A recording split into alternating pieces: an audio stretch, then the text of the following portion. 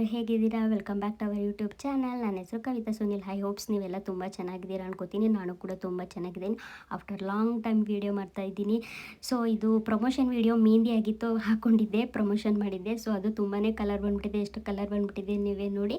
So ಏನು ಈ video ಅಂತ ಕಂಪ್ಲೀಟ್ ಹೇಳೋಕ್ಕೆ ಮುಂಚೆ, ಅದಕ್ಕೆ ಮುಂಚೆ ನನ್ನ ಚಾನಲ್ನ ಯಾರು ಸಬ್ಸ್ಕ್ರೈಬ್ ಮಾಡದೆ ನೋಡ್ತಿದ್ದೀರಾ, ಬೇಗ ಹೋಗಿ ಸಬ್ಸ್ಕ್ರೈಬ್ ಮಾಡ್ಕೊಳ್ಳಿ ಪ್ಲೀಸ್. ನಮ್ಮಂಥವ್ರಿಗೂ ಸಪೋರ್ಟ್ ಮಾಡಿ, ಲೈಕ್ ಮಾಡಿ, ಶೇರ್ ಮಾಡಿ, ಕಮೆಂಟ್ ಮಾಡಿ. ಬೆಲ್ಲೈಕನ್ ಒತ್ತೋದನ್ನ ಮಾತ್ರ ಮರಿಬೇಡಿ. ಯಾವುದೇ ಒಂದು ವೀಡಿಯೋ ಹಾಕಿದ್ರು ಫಸ್ಟು ನೋಟಿಫಿಕೇಷನ್ ನಿಮಗೆ ಬರುತ್ತೆ. ಸೊ ಎದ್ದಾಗ 8:30 ಹತ್ತತ್ರ ಆಗಿತ್ತು. ಅಮ್ಮ ಬಿಸಿ ಕಾಫಿ ಕಾಯಿಸ್ಕೊಟ್ರು, ಕುಡ್ಕೊಂಡು ಆಮೇಲೆ ಸ್ವಲ್ಪ ಚಟುವಟಿಕೆಗಳಿದೆ ಇವತ್ತೇನಪ್ಪ ಅಂತ ಅಂದರೆ, ನಾನು ನಮ್ಮ ಅತ್ತೆ ಮನೆಗೆ ಹೋಗ್ತಾ ಇದ್ದೀನಿ. 4 ಮಂತ್ಸ್ ಕಂಪ್ಲೀಟ್ ಆಗಿ 5 ಮಂತ್ಸ್ ಬಿದ್ದಿದೆ. ಸೊ ಅತ್ತೆ ಮನೇಲಿ ಒಂದು ಗಣಪತಿ ಹೋಮ ಪೂಜೆ ಇತ್ತು, ಅದರಿಂದ ಬಾ ಅಂತ ಹೇಳಿದರು. ಅದಕ್ಕೆ ಸಂಡೇ ಒಳ್ಳೇದಿದೆ ಕೇಳಿದ್ದೀವಿ ಬಾ ಅಂತ ಹೇಳಿದ್ರು.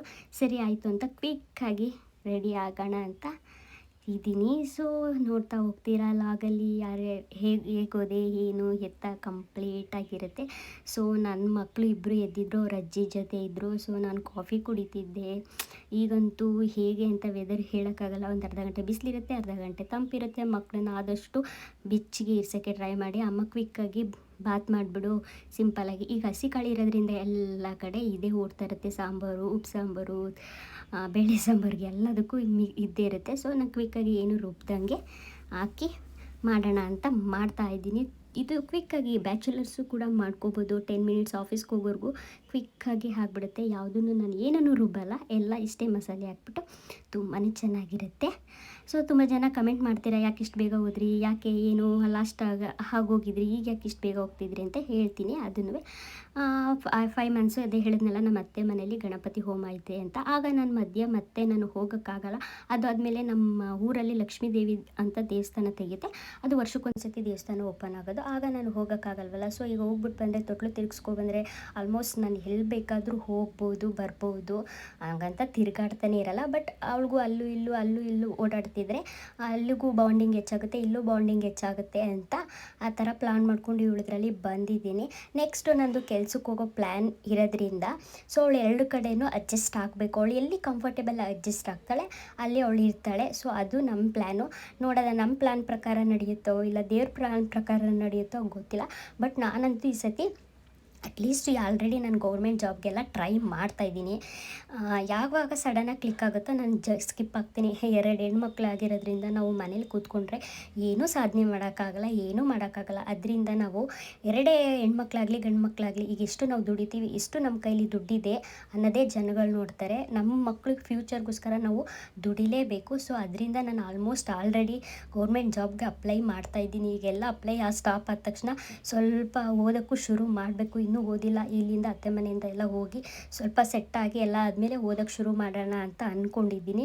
ಸೊ ಗೌರ್ಮೆಂಟೇ ಅಂತಲ್ಲ, ಪ್ರೈವೇಟೇ ಅಂತಲ್ಲ, ಎರಡಕ್ಕೂ ಟ್ರೈ ಮಾಡ್ತೀನಿ. ಯಾವುದು ಸಿಕ್ಕುತ್ತೆ ಅದಕ್ಕೆ ಜಂಪ್ ಆಗಿಬಿಡ್ತೀನಿ. ಅದೇ ಇದೆ ಅಂತ ಸ್ಪೆಸಿಫಿಕ್ಕಾಗಿ ಹೇಳೋಕ್ಕಾಗಲ್ಲ. ಯಾಕಂದರೆ ಗೌರ್ಮೆಂಟು ಎಲ್ಲರನೇಲೂ ಬರ್ದಿರಲ್ಲ, ಋಣ ಅಂತಾರಲ್ಲ, ಹಂಗೆ ನೋಡೋಣ. ಸಿಕ್ಕಿದ್ರೆ ಅದೃಷ್ಟ, ಇಲ್ಲ ಅಂದರೆ ಪ್ರೈವೇಟಲ್ಲೇ ಮಾಡ್ಕೊಂಡು ಹೋಗೋದು.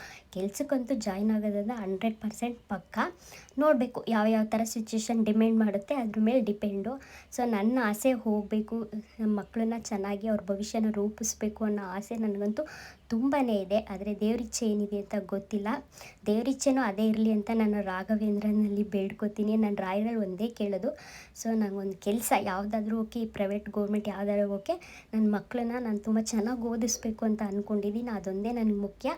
ಅದನ್ನು ಕೊಟ್ಬಿಡಪ್ಪ ಅಂತ ರಾಯರು ಕೈ ಮುಗಿತಾ ಇದ್ದೀನಿ. ರಾಯರ ಇಚ್ಛೆ ಏನೈತೆ ನೋಡೋಣ. ನಾನು ನಂಬಿರೋ ದೇವರು ಯಾವತ್ತೂ ಮನುಷ್ಯರು ಕೈ ಬಿಟ್ಟರು ದೇವ್ರು ಕೈ ಬಿಡಲ್ಲ ಅನ್ನೋದಕ್ಕೆ ಅಂದ್ಕೋತೀನಿ.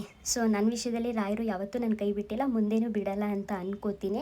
ಸೊ ಎಲ್ಲ ಮಿಕ್ಸ್ ಮಾಡಾಯಿತು. ಈ ಕಪ್ಪಲ್ಲಿ 1 ಕಪ್ ಅಕ್ಕಿ ಹಾಕ್ಕೊಂಡಿದ್ದೆ, 2 ಕಪ್ ಮೆಸರ್ಮೆಂಟ್ ಸುಮ್ಮನೆ ತೋರಿಸ್ತಾ ಇದ್ದೀನಿ. ಆಲ್ಮೋಸ್ಟ್ ಎಲ್ಲರಿಗೂ ಗೊತ್ತು. ಲಾಸ್ಟಲ್ಲಿ ಇನ್ನೇನು ಕೂತಿದ್ದಿದೆ, ಇದಕ್ಕೆ ಉಪ್ಪು ಹಾಕ್ಬಿಟ್ಟು ಕೊತ್ತಂಬರಿ ಸೊಪ್ಪು ಹಾಕ್ಬಿಟ್ಟು 2ರಿಂದ 3 ವಿಷಲ್ ಕೂಗಿಸ್ಕೊಂಡ್ರೆ ಬಿಸಿಯಾಗಿ ಆಗಲೇ ತಿನ್ನೋಕ್ಕೆ ಮಾತ್ರ ತುಂಬ ಆಸಮಾಗಿ ಫೆಂಟಾಸ್ಟಿಕ್ ಆಗಿರುತ್ತೆ. ಮಾತ್ರ ಬಾತು ಏನು ಮಸಾಲೆ ಇರಲ್ಲ. ಸ್ವಲ್ಪ ತಣ್ಣಗಾದ್ಮೇಲೆ ತಿನ್ನೋಕ್ಕೆ ಅಷ್ಟು ಕಂಫರ್ಟೇಬಲ್ ಆಗಿರಲ್ಲ. ಬಿಸಿಲು ಮಾತ್ರ ತುಂಬಾ ಚೆನ್ನಾಗಿರುತ್ತೆ. ಸೊ 3 ಆದರೂ ಸರಿ, 2 ಆದರೂ ಸರಿ ಅಂತ ತೋರಿಸ್ತಾ ಇದ್ದೀನಿ. ಅದಾದಮೇಲೆ ಅತ್ತೆ ಮನೆಗೆ ಹೋಗ್ಬೇಕಾದ್ರೆ ಪಾಪುಗೆ ಏನಾರು ತೆಕ್ಕೊಡ್ಬೇಕಲ್ವ, ಹೊಸ ಡ್ರೆಸ್ ತಂದಿದ್ರು.